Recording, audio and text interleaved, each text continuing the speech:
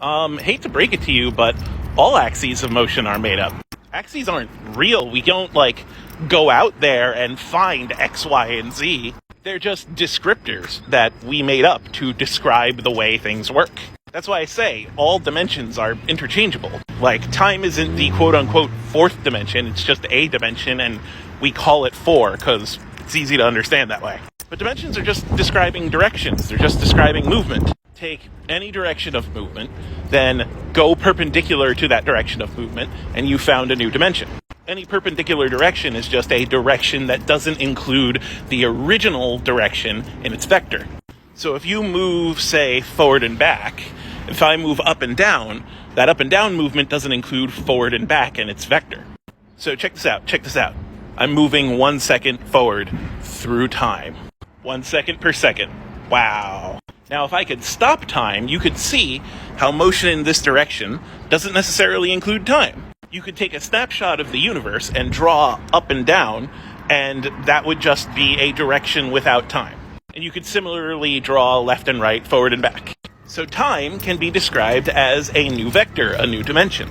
And so if we were using a space-time diagram, then you would see me moving slowly through time and also moving on this street through space. That's how my coordinates would change. And this models the universe well. We don't have to prove anything because we never proved that space was a dimension. We never proved that space had the X, Y, and Z axis. Like all mathematical concepts, we made it up. We made up a language that describes our universe. We made up the concept of a dimensional axis. We made up the concept of vector motion. We made up this language that describes how the universe works. We didn't prove that space was an axis, and we're not proving that time is an axis. We are just using axes to describe the observations we have. And since you can model space-time using space-time diagrams, and they reflect how the universe works, we do it.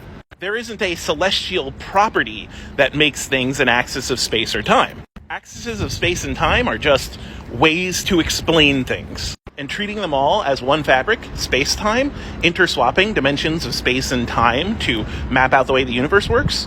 It reflects the data we have when observing the universe. So there's nothing to prove, man. There's just the data we have and the way that we explain it.